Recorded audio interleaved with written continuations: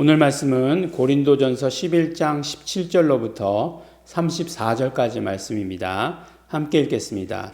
내가 명하는 이 일에 너희를 칭찬하지 아니하나니 이는 저희의 모임이 유익이 못되고 도리어 해로움이라. 첫째는 너희가 교회에 모일 때에 너희 중에 분쟁이 있다함을 듣고 대강 민론이 너희 중에 편당이 있어야 너희 중에 옳다 인정함을 받은 자들이 나타나게 되리라. 그런즉 너희가 함께 모여서 주의 만찬을 먹을 수 없으니 이는 먹을 때에 각각 자기의 만찬을 먼저 갖다 먹으므로 어떤 이는 시장하고 어떤 이는 취함이라. 너희가 먹고 마실 집이 없느냐? 너희가 하나님의 교회를 업신여기고 빈궁한 자들을 부끄럽게 하느냐? 내가 너희에게 무슨 말을 하랴? 너희를 칭찬하랴? 이것으로 칭찬하지 않노라. 내가 너희에게 전한 것은 주께 받은 것이니 곧 주 예수께서 잡히시던 밤에 떡을 가지사 축사하시고 떼어 가라사대 이것은 너희를 위하는 내 몸이니 이것을 행하여 나를 기념하라 하시고 식후에 또한 이와 같이 잔을 가지시고 가라사대 이 잔은 내 피로 세운 새 언약이니 이것을 행하여 마실 때마다 나를 기념하라 하셨으니 너희가 이 떡을 먹으며 이 잔을 마실 때마다 주의 죽으심을 오실 때까지 전하는 것이니라. 그러므로 누구든지 주의 떡이나 잔을 합당치 않게 먹고 마시는 자는 주의 몸과 피를 범하는 죄가 있느니라. 사람이 자기를 살피고 그 후에야 이 떡을 먹고 이 잔을 마실지니 주의 몸을 분변치 못하고 먹고 마시는 자는 자기의 죄를 먹고 마시는 것이니라. 이러므로 너희 중에 약한 자와 병든 자가 많고 잠자는 자도 적지 아니하니 우리가 우리를 살폈으면 판단을 받지 아니하려니와 우리가 판단을 받는 것은 주께 징계를 받는 것이니 이는 우리로 세상과 함께 죄의 정함을 받지 않게 하려 하심이라. 그런즉 내 형제들아 먹으러 모일 때에 서로 기다리라. 만일 누구든지 시장하거든 집에서 먹을지니 이는 너희의 판단받는 모임이 되지 않게 하려 함이라. 그 남은 것은 내가 언제든지 갈 때에 귀정하리라. 아멘. 네, 이제 고린도 교회의 이제는 어떤 그런 유전 가운데, 전통 가운데 정말 중요한 거죠. 중요한 것은 무엇이냐면 오늘 말씀은 우리가 이제 한 달에 한 번씩 우리 성찬을 집례할 때에 듣게 되는 말씀이죠. 그 말씀이 어디 있나 했더니만 그런 어떤 예식서에서 나온 말씀인 줄 알았더니 그게 아니네. 성경 말씀에 그대로 있네. 고린도전서에 나오는 말씀이었구나. 11장에 나오는 말씀이었구나. 라고 하는 사실을 우리가 알게 되는 거죠. 구약의 많은 것들, 그러니까 어떤 면으로 이야기하면 크리스찬들은 구약의 여러 가지 율법 가운데서 먹는 것에 관한 법, 그다음에 절기에 관한 법, 이런 결례에 관한 법, 이런 모든 법들로부터 자유하게 되었습니다. 왜 자유하게 되었냐면 예수님께서 이 모든 법들을 다 완성하셨기 때문에 그래요. 그래서 예수님 안에 있기 때문에 예수님을 우리가 믿고 예수님을 우리가 받아 갖는 것은, 예수님을 영접하는 것은 그것은 이 모든 성취를 다 우리가 받아 갖는 것과 마찬가지다라고 하는 것을 우리가 알 수 있죠. 예수님께서 계속해서 그렇게 말씀하셨잖아요. 내가 율법을 폐하러 온 게 아니고 완성하러 왔다라고 말씀하시잖아요. 그래서 우리가 그 부족한 것을 갖는 것이 아니라 완성된 것을 받아 가졌기 때문에 이런 어떤 모든 절기와 그 다음에 음식에 관한 것들, 이런 것들은 오실 메시아를 향한 그런 것들이었죠. 그러니까 이것들이 가지고 있는 의미는 메시아를 기다리면서 오시기를 원한 것이었어요. 보니까 예수님 당시에 초막절 절기 같은 것들, 그것도 메시아를 기다리는 절기잖아요. 유월절이라고 하는 것들도 그렇고 이 모든 절기들을 완성하신 분도 결국 예수님이세요. 예수님이시니까 그러니까 우리는 예수님을 가지면 되는 거죠. 그래서 우리에게 있어서 가장 중요한 그런 어떤 예식은 무엇이냐면 예수님께서 말씀하신 그런 침례와 성만찬이에요. 딱 두 가지만 남아있어요. 그러니까 침례라고 하는 것은 결국 어떤 의미가 되는 거죠? 우리가 예수님께 속한다라고 하는 거죠. 근데 그 예수님께 속할 때 어떻게 속하는 것이에요? 우리가 죄 사함을 받아야 되는 것이고 그 다음에 용서받아야 되는 거죠. 죄사함은 뭐 용서나 마찬가지인 거죠. 그 다음에 그 예수님께 속했다고 이야기하면서 우리가 이제 구원을 동시에 이야기하는 거죠. 그래서 구원이라고 하는 것은 결국 내가 예수님의 소유가 되었다는 것이고, 그때에 또 성령께서 우리 안에 내주하시게 되는 그런 역사를 경험하게 되는 것이 침례의 모든 과정이죠. 근데 이 침례의 모든 과정에서 가장 기본적으로 근본적으로 흐르는 것은 예수의 이름을 불러서 이 모든 일들이 이루어지는 거죠. 그래서 예수 이름을 부르고 내가 예수 이름을 부를 때 나는 예수님의 소유이신 것을 확연하게 드러내는 거죠. 모든 공중 앞에서 내 고백일 뿐만 아니라 모든 공중 앞에서 그걸 드러내는 예식이 침례가 되는 거죠. 그래서 결국 침례라고 하는 예식을 보면 물에 잠겼다가 올라오는 거죠. 물에 잠기는 것은 예수 그리스도와 함께 죽는 것을 의미하는 것이고, 물에서 올라오는 것은 예수 그리스도와 함께 사는 것을 의미하는 것이다 라고 이렇게 말씀해 주시지 않습니까?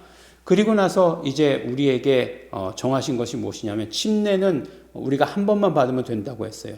근데 성만찬 예식은 계속해서 모일 때마다 해라 라고 이렇게 얘기하고 있습니다. 근데 사실 보니까 우리 교회도 이제 한 달에 한 번 이렇게 얘기하고 있지만, 어떤 교회들은 1년에 뭐 한 2번, 뭐 부활절에 한 번, 뭐 성탄절에 한 번 하나요? 뭐 그렇게 한 번씩을 하게 되는 것들을 보게 되죠. 그러나 어쨌든 뭐 횟수가 뭐 중요하지 않다 이런 말씀을 드리려고 하는 것이 아니라, 그 의미가 무엇인지가 굉장히 중요한 거죠.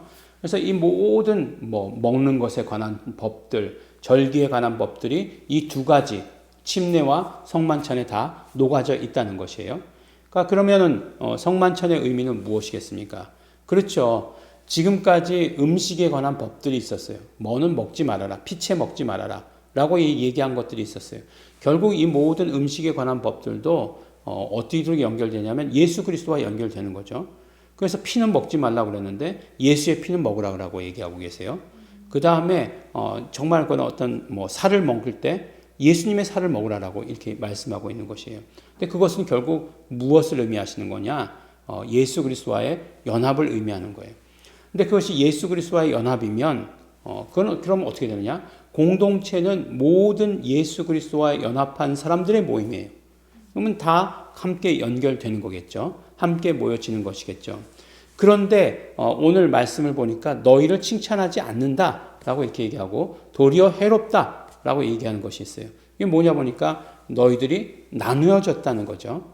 우리가 이건 고린도전서 1장에서부터 계속해서 4장까지인가요? 뭐 그렇게 해서 다뤘던 그런 이야기들이잖아요. 너희들이 이렇게 나뉘어져 있으면서 성만찬을 거행하는 것이, 이것이 오히려 해롭다. 그것들은 너희들 정말 칭찬하지 못하겠다라고 이렇게 말하는 것이에요. 뭐 실질적으로 어떤 사람은 배불리 먹고 그곳에서, 어떤 사람은 여전히 배고프고 자기가 가져온 것 이렇게 가져와 가지고 먹고 마시는 것 해롭다라고 이렇게 얘기하는 거예요. 너희가 먹고 마실 집이 없느냐? 너희가 하나님의 교회를 업신여기고 빈궁한 자들을 부끄럽게 하느냐? 막 책망하는 거죠. 예. 그런 모습으로는 성만찬이 이루어지는 것이 아니다. 그러니까 결국엔 성만찬의 의미가 무엇인지를 정확하게 알고 있어야 되는 게 첫 번째죠. 예수 그리스도와의 연합이에요. 예수 그리스도와의 연합을 이루는 것인데, 그 연합을 이룬 사람들이 서로 나뉜다? 예, 말이 되지 않는다라고 하는 것을 이야기하는 거죠. 그럴 바에는 각자 알아서 집에 가서 먹으라 라고 이렇게 이야기를 합니다. 참 이게 같이 먹는 것이 그렇게 쉽지 않더라고요. 네, 저는 이런 어떤 그 교회에서 함께 먹는 것에 대해서 참 어려움을 갖고 생각하고 있는 사람 중에 하나예요. 왜냐하면 쉽지 않아요. 예. 왜냐하면 어떤 사람들은 끝없이 봉사해야 되고, 예, 어떤 사람들은 끝없이 관심 없어요. 예. 그렇기 때문에 또 어떤 사람들은 나는 먹고 가고 싶지 않아 이렇게 생각하는 사람들도 있어요. 왜냐하면 요새 먹을 게 없는 사람들이 있습니까? 지금 교회에서 주일날 점심을 해결해야 나는 한 끼가 해결될 수 있다. 그런 사람이 있나요? 우리 교회에도 그런 분들은 안 계시리라 생각합니다. 불편하긴 하죠. 교회 주변에 식당들이 주일날 열지 않는 식당들이 많으니까 조금 더 멀리 가야 되고, 그러니까 불편하시긴 하겠죠. 또 집에까지 그냥 가시기에는 힘드시니까 불편하시긴 하시겠지만 그래도 적어도 나는 여기가 아니면 해결할 수 없다라고 하시는 분은 안 계시기 때문에 그래요. 하지만 물론 성만찬이 아니고 그 다음에 이제 뭐 점심이지만 그런 것들을 참 이렇게 자발적으로 행하는 게 어렵다는 거예요. 왜냐하면 또 그것을 통해서 잘 갈라지더라고요. 예. 잘 갈라지더라고요. 참 음식 먹고 나서 남은 것 누가 가져가느냐 그거 가지고도 굉장히 큰 주도권의 그런 문제가 있더라고요. 예. 그래서 그런 것들을 보면서 제가 이제 개척교회를 하면서 보니까 그 절기마다 위기가 오는데 사역의 위기가 오는데 어떤 때 가장 큰 위기가 오냐면 김장할 때더라고요. 김장할 때 교회 김장 안 했으면 좋겠는데 교회 김장 꼭 해야 된다고 이렇게 얘기하면서 이제 거기서 이제 또 교회 김장 많이 하다 보니까 누구 것도 해야 되고 누구 것도 하고 그러면 어떤 때는 양념이 싱겁게 들어가기도 하고 양념이 세게 들어가기도 하고 뭐 그렇다라고 하는 것으로 나뉘기 시작하면 제가 어떻게 할 수 없는 부분이더라고요. 그래서 그런 거 안 했으면 좋겠다라는 생각은 했지만 그렇지만 그 위기를 극복하면서 지금까지 잘 왔습니다. 근데 그런 어떤 그 가장 중요한 원칙, 그런 중요한 원칙들을 지키지 않을 바에는 하지 않는 게 낫다는 거예요. 그럼 하지 않아야 되느냐? 그렇지 않죠. 거꾸로죠. 그런 중요한 원칙들을 꼭 지켜야 된다는 거죠. 꼭 지키고 마음에 갖고 있고 해야 되는 거예요. 만약에 우리가 성숙하지 못한 크리스찬들이라면 그럴 수 있겠지만 그러나 성숙한 크리스찬들이라면 중요한 것들을 마음에 담고 꼭 해야 된다는 거예요. 지금 나눠져 있으니까 그러면 성만찬 예식 하지 말아야 되겠다. 그런 의미가 아니라는 거죠. 반드시 성만찬 예식을 행하기 위해서라도 오히려 하나가 되어야 되는 그런 것들을 말씀하고 있는 거죠. 왜냐하면 성만찬 의식은 예수 그리스도와의 연합을 말하기 때문에 그렇습니다. 또 사도 바울은 항상 이야기할 때 보니까 어떤 문제가 생기면 가장 중요한 것은 무엇이냐? 예수 그리스도와의 관계다라고 하는 것을 말씀하고 있습니다. 어제 말씀을 보니까 너희는 나를 본받으라 라고까지 이렇게 얘기하고 있는데 또 오늘 말씀을 보니까 내가 받은 것, 너희에게 전한 것은 주께 받은 것이다 라고 말씀하시면서 바로 예수 그리스도께로 받은 것을 너희에게 흘려보낸다 라고 말씀하시면서 예수 그리스도와의 관계로 모든 것들을 해결하시는 것을 보게 되는 것입니다.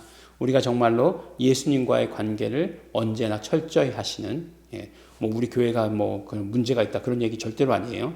언제나 예수 그리스도의 관계가 첫 번째다라고 하는 것을 기억하시고 생각하시는 그래서 그 성만찬에 참여하실 때마다 나는 정말 예수님과 하나다라고 하는 것을 기억하고 선포하시는 우리 성도 여러분들 되시기를 예수 이름으로 축원합니다. 네. 기도하겠습니다. 하나님 아버지 감사합니다. 네. 우리가 언제나 예수 그리스도와 하나 된 자 되게 하여 주시옵소서. 네. 그러므로 말미암아 우리가 성만찬을 먹고 마실 때마다 예수 그리스도와 하나 되는 경험, 또 우리 공동체 모두가 다 하나 되는 그런 경험을 우리 갖게 될 수 있도록 축복하여 주시옵소서. 성령님으로 하나 되게 하시는 그 성령님의 역사가 충만케 하여 주시옵소서. 감사드립니다. 예수님 이름으로 기도드렸습니다.